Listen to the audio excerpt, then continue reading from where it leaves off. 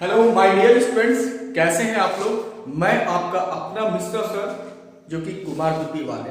ठीक है, देखो आज का जो मेरा ऑनलाइन क्लासेस में जो चैप्टर चल रहा है, ठीक है, न्यू चैप्टर स्टार्ट करने जा रहे हैं। क्लास 12 फिजिक्स एनसीईआरटी के हिसाब से चैप्टर 4 है इलेक्ट्रोमैग्नेटिक इंडक्शन। बहुत ही अच्छा चैप्टर्स विद डेरिवेशंस भी आपको करवाएंगे इसमें। ठीक है, आज हम लोग electromagnetic inductions plus alternating current के बारे में डिस्कस करेंगे। चलो सबसे पहला टॉपिक इसमें हम लोग देखते हैं। ठीक है, और जैक बोर्ड में पता है क्लास 12 में 8 नंबर का आता है इसमें। ठीक है, आराम से ध्यान दो और इजी वे में समझाएंगे। देखो सबसे पहला हम लोग डिस्कस करते हैं कि भैया इलेक्ट्रोमैग्नेटिक इंडक्शन क्या होता है। इलेक्ट्रोमैग्नेटिक इंडक्शन, ठीक है, इलेक्ट्रोमैग्नेटिक इंडक्शन कुछ नहीं है, बहुत इजी टॉपिक होता है। इंडक्शन का मतलब क्या होता है, देखो एक सिंपल सा बात है, एक करंट कॉइल लेते हैं। ठीक है, इसको हम लोग बोलेंगे प्राइमरी कॉइल। क्या बोलेंगे? Primary coil. ठीक है, अब इसके सामने में एक सेकेंडरी कॉइल या कोई कंडक्टर भी रख सकते हो। ठीक है, तो सेकेंडरी कॉइल बोल दो, अच्छा रहेगा, सेकेंडरी कॉइल। ठीक है, अब देखो यहां पर पहले हम आपको इस तरीके से समझाते हैं। दो कंडक्टर मेरे पास है। ठीक है, पहला ये कंडक्टर, इसमें हमने करंट दिया। क्या दिया? करंट। ठीक है, तो अगर आप पहले वाले कंडक्टर को कनेक्ट करेंगे करंट, तो इसके चारों तरफ क्या बनेगा? एक मैग्नेटिक फील्ड बनेगा। क्या बनता है? Magnetic field. अगर हम सेकंड वाले कंडक्टर को ला करके रखेंगे सामने में, तो पता है क्या होगा? इसका जो मैग्नेटिक फील्ड लाइंस है वह सेकेंडरी वाले इस वाले मैग्नेटिक फील्ड लाइंस को पास करने लगेगा, जिससे कि आप अगर इसको टच करोगे सेकेंडरी वाले को ना, तो आपको करंट लगेगा। मतलब हुआ क्या कि हमने पूरी तरह से सटाया भी नहीं, लेकिन सामने लाया सेकेंडरी कंडक्टर जो कि इसमें करंट नहीं था, करंट आपका इसमें था। ठीक है, तो पहले वाले कंडक्टर में करंट था और सेकेंड वाले जो कंडक्टर उसको हमने मैग्नेटिक फील्ड के अंदर रखा, जिससे कि इसमें भी करंट इंड्यूस हो गया। अब इसी प्रोसेस, इसी घटना को इलेक्ट्रोमैग्नेटिक इंडक्शन का नाम दिया गया। ठीक है, अब देखो, अब थोड़ा बोर्ड पर देखते हैं। तो करंट हमने दिया। ठीक है, तो करंट जैसे इस वाले में फ्लो हुआ, तो इसका मैग्नेटिक फील्ड लाइंस क्या होगा? वह सेकेंडरी कॉइल को पास कर देगा। ठीक है, जिससे कि इसमें भी करंट प्रोड्यूस होने लगेगा, करंट प्रोड्यूस्ड होने लगेगा। तो ये जो मेरा घटना हुआ, ये जो प्रोसेस हुआ, इसी को इलेक्ट्रोमैग्नेटिक इंडक्शन बोलते हैं। एक डिफाइन भी हम करते हैं, द प्रोसेस, आप नोट भी करोगे, the process of current produced, short में लिखेंगे current produced in a coil. ठीक है, in a coil due to magnetic field lines cross to other coil is called electromagnetic induction. Simple definition दी है, electromagnetic induction.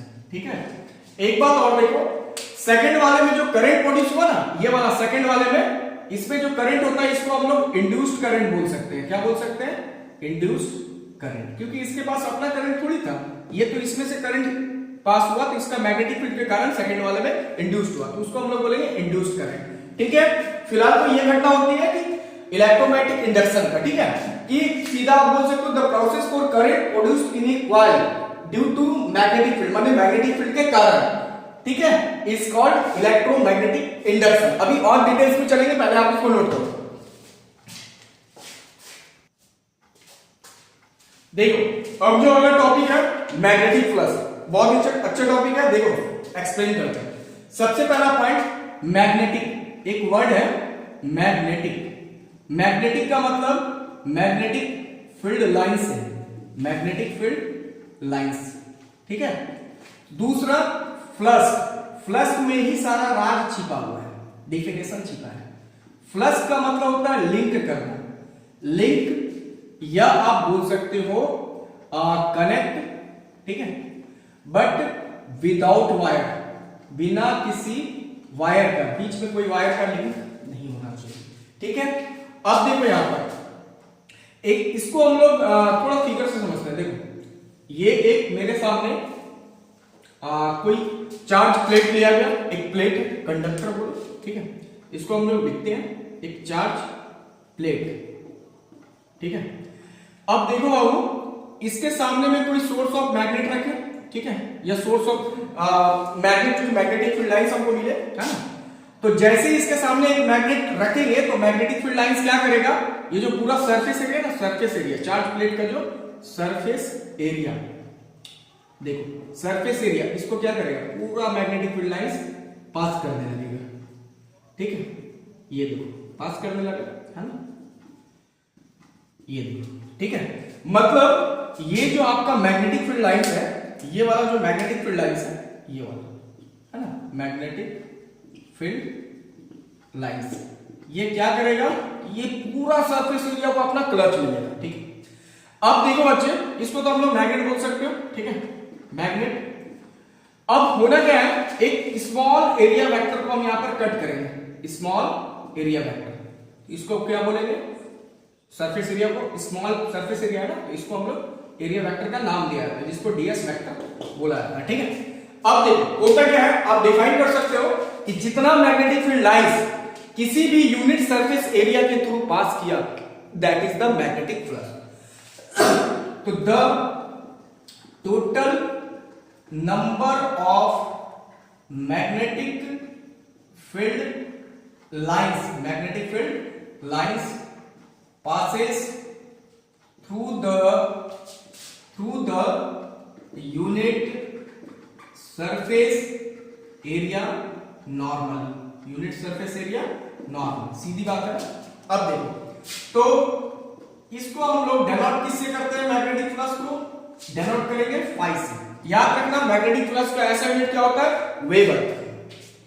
तो S I unit weber होता है, क्या होता है, वेबर। ठीक है, अब इसका फॉर्मूला क्या होगा, तो मैग्नेटिक फील्ड लाइंस ऐसे लिखेंगे, magnetic field lines into area vector, area vector. इस एरिया वेक्टर का डायरेक्शन क्या लेंगे हम लोग, एन कैप, ये मेरा डायरेक्शन है, एरिया वेक्टर है। ठीक है, अब देखो बच्चे, इसका फॉर्मूला आ चुका, मैग्नेटिक फील्ड का फॉर्मूला क्या होता है, बी वेक्टर, और डॉट एरिया वेक्टर का मतलब डीएस वेक्टर। तो डॉट हटाओगे ना, तो डॉट हटाओगे तो cos थीटा लगाओगे, तो मेरा मैग्नेटिक फ्लक्स का फॉर्मूला क्या हुआ, BDS cos theta.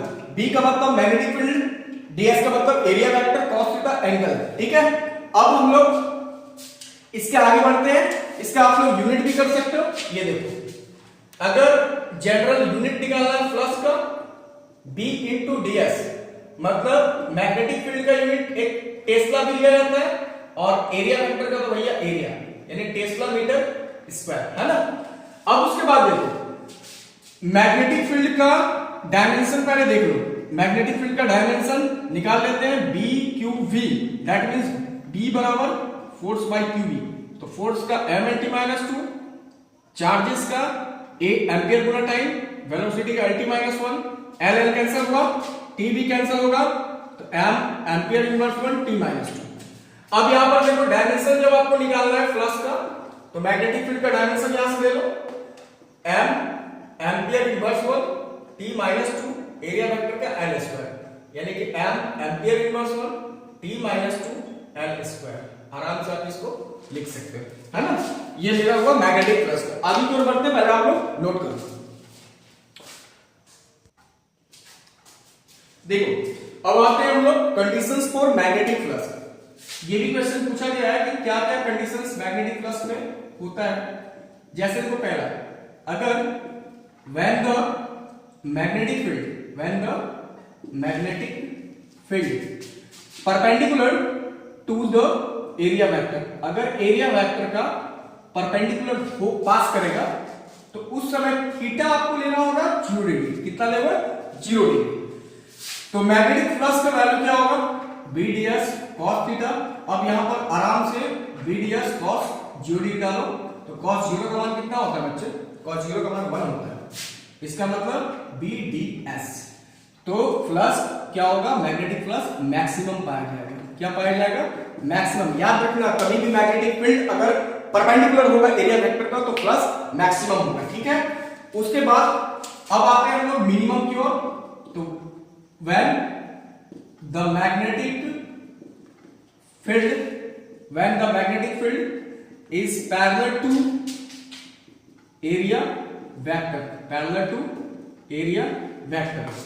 then theta equal to 90 degree. कितना होगा, 90 डिग्री। तो BDS cos 90 का मान क्या होता है, 0। तो पूरा फंक्शन 0। इसका मतलब मेरा जो फ्लक्स हुआ वो आपका क्या होगा, मिनिमम। फ्लक्स क्या होगा, मिनिमम, ठीक है। ये आपको याद रखना है ना। उसके बाद देखो एक बात और बताते हैं, अगर ये कंडक्टर है, इसमें करंट फ्लो हो रहा है A से B की ओर, तो सेकंड वाले कंडक्टर में जो करंट इंड्यूस्ड होगा वह डायरेक्शन अपोजिट हो जाएगा। इंड्यूस्ड करंट का डायरेक्शन क्या होगा, अपोजिट, है ना। तो इसको हमेशा याद रखना है कि the directions of induced current opposite to the directions of flow of current, direction of flow of current। समझ में आया बच्चे, ठीक है ना। अब हम लोग पहले इसको नोट करो, बढ़ते हैं फैराडे लॉ की ओर, ठीक है।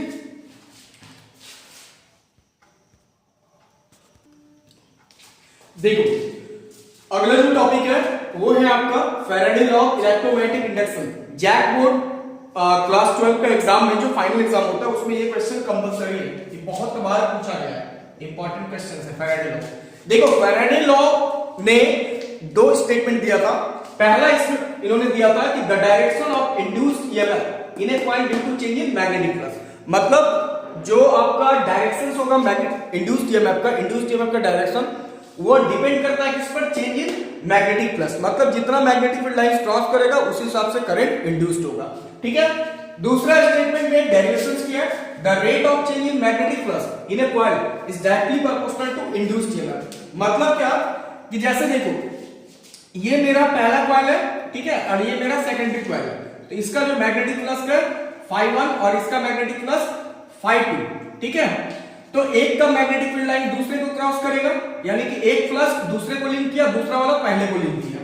इसका मतलब पहले निकालेंगे चेंज इन फ्लक्स, तो चेंज इन फ्लक्स कैसे निकालोगे, φ2 माइनस φ1, मतलब final flux minus initial flux.